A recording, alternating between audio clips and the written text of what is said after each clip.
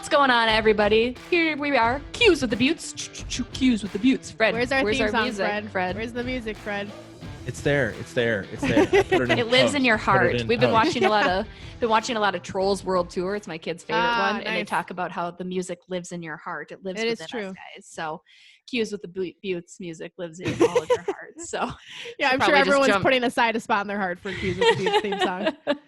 As you guys know, this is our YouTube exclusive Questions with the Beauts recorded on our record days, but a nice little side video for you guys. Get some questions answered about hockey, about life, about music, bobbin, producing, whatever it is that you want to know. So thank you to everybody for checking us out, asking the questions, sauce us those on all of our social media channels, email, give us a call, whatever suits your purpose. Fred, what do we got this week? We have 3 questions, and first one is from our boy Joe Booley. Man, he really loves you guys. He's a beaut. He's kind He's of an like- unofficial he is a beaut. beaut. We He's love a Joe. beaut. Officially unofficial. Yep. Mm-hmm. What is your best, worst barn to cover the game in? Could be a press box, crowd vibe, or building. The worst. So flamethrower, please go. I have one, but it's kind of a sideways answer. So Do it. Go okay. sideways. I wouldn't say it's the worst, but it was definitely the most unique was Aldrich Arena because that press box is smaller than a studio apartment in New York City. I mean, that thing is tiny. And especially for a finals game, right? Yes, Between Hill Murray, packed. White Bear, when you have so much media Packed. looking to cover this game. Yes, the crowd is packed, the press box is packed. You've got people, and for those who haven't been to Aldrich Arena, the press box is literally just right at the top of the stands where the fans are, and it's not like enclosed really. It's kind of like a penalty box, but at the top of the stands, and everyone just stands and sits in there. And during that game, this was Hill Murray versus White Bear Lake at the end of the season last year. Huge Back when rivalry, hockey obviously. existed Yeah, still. R.I.P. Thoughts and prayers. And people would, be coming up behind us. And I called the game with Zach Hallerson, who Zach is obviously a sports media K-fan personality as well. So people are stopping. And a White Bear people are graduate, stopping we should Zach, note. yes, and a White Bear graduate. That was the most important thing. I buried the lead. So people are stopping Zach. People are stopping me. And that day, it was a Friday, and Zach had won initials that morning on K-fan. So everyone's like, "Hey, congrats, Zach!" And everyone's like, "Oh, Alexis!" And everyone's just talking to us, and we're trying to call a game and get prepped. And there's people cramped together. And funny enough, recent Beaut, David LeVake was sitting right next to me, and it was super crowded. So it wasn't the worst I've been in, but it was definitely the most unique and just like kind of crazy broadcasting experience I've had. And it was my first time at Aldrich, so I was just kind of trying to take in like all the sights, all the sounds. The game was super exciting. It was just overall great experience, but most unique broadcasting experience I've been in for sure. This is a tough one for me because I don't travel with the team, with the Wild or anything like that, right? So, I mean, I've been pretty much housed here in Minnesota. And I'm trying to think, college, you had a couple unique barns to cover the game in. They were all kind of your standard low rent kind of hockey arenas, I guess. Yeah. It is always challenging to go to any ice rink or facility where there's no actual press box. And I know that sounds super like, oh, hoity-toity, sure, you work at the X, but it is hard though. It's hard because I don't have anywhere to sit with my computer and write and still have a good view of what's going on in the game and keep things going. So I would say some of the like grassroots arenas here in Minnesota, as cool as they are to be a part of, not only am I freezing and wearing a coat and needing mittens to like write, but then I have to like have my laptop on my lap and it makes it a little bit more challenging to do it. So I would say maybe one of those grassroots ones. I will say that to that point, the ones that don't have the press boxes from a broadcasting perspective. Now, again, I don't travel with the team either, and I've actually never been to an away NHL rink before. So the most of my experience with seeing rinks is at the high school level, and a lot of those don't have like a formal press box, right? Like you maybe have like a small area or whatever. I need like a good table. Give me a table and an outlet nearby, and I'm But pretty people see you with the headset on and think you know everything and try to talk to you during a game, and I'm like, I'm literally trying to call the game that you're asking me questions about. So yeah, sometimes people just like don't understand that, which makes it hard. But yeah, I don't have a bad rink. They're all fun. They're all great. Reasons. No, I actually did travel with the team a little bit. So I would say definitely Nashville. Didn't like their press box. That's fair.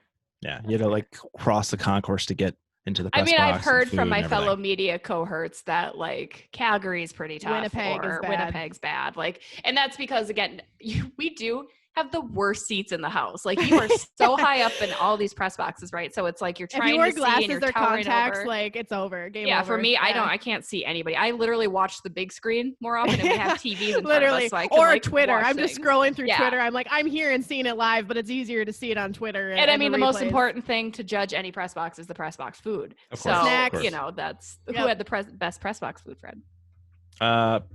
Probably Nashville. They brought in barbecue.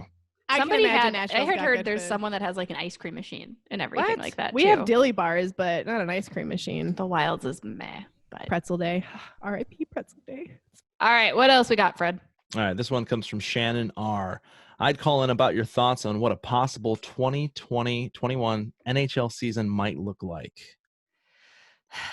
I mean that's the big question. That's the big question. It's anyone's guess, right? And it is funny because I actually kind of want to get this question every single week just to see if our answers, if we can like come up with new ideas and new concepts. I know we talked a little bit about this in this week's full episode in our segment 1. You know, I think they're going to try their hardest to get a 50-plus game in, which possibly feasible. I think you look at bubble cities. I'm going to guess you're going to have 4 bubble cities with new division alignment. And those bubble cities then would house a team for 2 weeks, and then the teams would go home and be with their families for a week. So you would and then go kind of get, play all those teams within your bubble. And you're done by July. I know that NHL is very steadfast on that. So your season's wrapped up by July. I wonder if you maybe reduce the amount of teams that make it into the playoffs. You know, I know the NWHL is doing something. There's too many teams making the playoffs. They've already kind of said that they don't want to change the play. Like they understand they're going to have to restructure the regular season, but they've kind of made it clear that they don't have an interest in changing the playoff format. Granted, what they did for this last postseason worked, and the whole thing worked, and they got through it, and everyone was safe and healthy, and I think it was entertaining and fun hockey to watch. It was exciting, but to me, everything they've said, it made it sound like they are not interested in changing up the playoff format. So I don't know. Yeah, I mean, we covered it in the episode this week, so go check that out if you want more thoughts. I know I tweeted the other day, I said, I just need to know like what's going on so that every 700 people who ask me a day, I can give them an answer. And I wanted to respond to my own tweet and say, like, I'm not Russo. Like, I just drink coffee in the press box. Like, I don't know anything. Like, I don't know why everyone always asks me. Like, go ask Michael Russo. Right. But yeah, it's just go ask Russo and tell him we sent you, because he loves getting his mentions just blown up. So definitely do that. Yeah. So they're trying things, and they announced this week that they're interested in trying to do some outdoor games for some of these teams and some of these areas. So there's options out there, and I think the biggest issue right now is, when is it going to start, and the money issues, the CBA issues with the players. I think those are the 2 hurdles that they're really facing right now. And once they can get those figured out, I think that it'll be smooth sailing. But they're running out of time here to get something figured out. So hopefully, I'd like to come up with a really off the wall scenario. So I will promise to do that for next week. Right now, my brain is not. But I mean, because I'd like to see something completely different that maybe hasn't been proposed that could still feasibly work. Like nothing that's too crazy, but I would like to try to figure out some other really kind of fun way to get this season going. I'm just gonna start making shit up. Like anytime people ask me, I'm just gonna start making stuff up. I'm like, this is what's happening. I don't know. We'll see. Yeah. Hopefully it goes. That's my prediction. It'll go. It'll happen. I just want a season. I don't care how it goes down. Yeah. Fred, what else we got? Unamas from Bo Marshwick. Another unofficial Beaut. Shannon, you're a Beaut too. Naturally, you're officially a Beaut. Shannon, you're a Beaut as well. Is Alexis going to Lake Placid? And let's tell people what is in Lake Placid, not just going. No, that's she's going on vacation to Lake Placid. Am I going ever? Hopefully at some point. Yeah, love New York. No, so yeah, we talked about this in not this week's episode, but the week before. Lake Placid is where they're doing the NWHL bubble this season. It's going to go from late January through the beginning of February, so pretty much just a couple of weeks there. Shortened season, all of that, doing the bubble. And unfortunately, I will not be going to Lake Placid, which I'm really sad about. Yeah, it would have been my 3rd We're sad season. about it too. We could use all that content. We needed the content, damn it. Yeah, so they are going to broadcast the games, and they are going to have a broadcast team for those games. And my assumption, they haven't announced who the broadcast team is yet or how it's really going to work. But my assumption is that it's going to be one of the sets of broadcasters from one of those East Coast teams. So either Connecticut, Boston, or the Riveters. I'm missing somebody. Buffalo. One of those broadcast teams, I would assume, would be who's going to do the games. They're going to announce that schedule and how that's all going to go down in the coming weeks here. So stay tuned for that if you are planning on watching those. Unfortunately, I will not be there. And it's so sad because I woke up this morning. I was tagged in a tweet about someone had clipped up some stuff from the NWHL All-Star Weekend from this past February. And it was clips from the skills competition. And it made me so sad. I was like, God, it's been so long since I've like done like professional announcing, and like someone even said they're like, I can't believe this was this year, like this feels so long ago. And it just made me so sad. Decade. Like, yeah. I don't even know. So hopefully next season, 2021, 22, God, that feels like 10 years from now. But yeah, hopefully next season back on the mic for the Whitecaps. Unfortunately not going to Lake Placid, but maybe for a vacation, maybe the Beauts take on Lake Placid. Anybody else interested? I mean, I'd like to go road to trip. Can I throw my wife under the bus real fast before we like wrap up? And we're running out of time, but I just want to. I love you, Kelly. Before whatever he says, Yeah, I won't listen. Under the bus. Everyone, hold your chairs. Just last week, I found out she'd never seen Miracle. Okay. I take back what I said, Kelly. That's shameful. And she had never seen Miracle. I had to think instantly I could play it quote for her. that I was like, entire we have to go downstairs and watch it right now. I can call her and do the entire movie for her. Just saying, Me and Jesse will reenact Miracle for Kelly. I call OC. I'm gonna be OC. You could be. We had a kid I went to in college. His name is Jacob, but he looks like OC from the movie, and everyone to this day calls him OC. Everybody calls him OC.